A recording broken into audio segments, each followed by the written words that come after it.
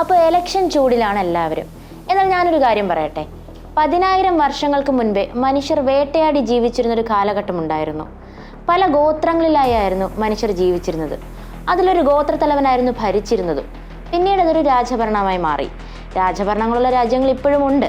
പക്ഷേ ഏറ്റവും നല്ല ഭരണരീതി ഏതെന്ന് ചോദിച്ചാൽ നമുക്ക് നിസ്സംശയം പറയാൻ സാധിക്കും, അത് ജനാധിപത്യമാണെന്ന്. Yes, democracy. എന്താണ് ഡെമോക്രസി, എന്താവണം ഡെമോക്രസി എന്നുള്ളത് നിങ്ങളൊന്ന് കമൻറ്റ് ചെയ്യൂ.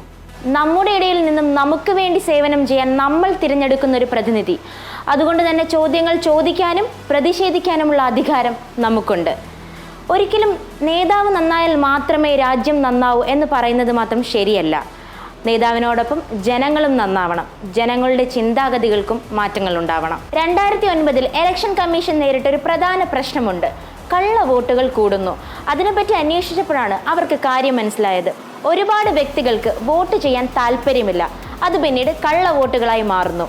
ഇതിന് ചെറുക്കാൻ വേണ്ടി ഇലക്ഷൻ കമ്മീഷൻ മുന്നോട്ട് കൊണ്ടുവന്ന ഒരു പുതിയ വോട്ടിംഗ് പ്രക്രിയ മാത്രമാണ് നോട്ട അഥവാ നിഷേധ വോട്ട്. നിങ്ങൾക്ക് ഇലക്ഷനിൽ സ്ഥാനാർത്ഥികളിൽ ആരോടും താല്പര്യമില്ല എന്നുണ്ടെങ്കിൽ നിങ്ങളുടെ വിയോജിപ്പ് പ്രകടിപ്പിക്കുന്നതിനായി ഉൾപ്പെടുത്തിയ ഒരു ഓപ്ഷൻ മാത്രമാണ് നോട്ട അഥവാ നൺ ഓഫ് ദി അബവ്. ഇന്ത്യയിൽ നോട്ട നിലവിൽ വന്നത് 27 സെപ്റ്റംബർ 2013 സുപ്രീം കോടതി വിധി പ്രകാരമാണ്.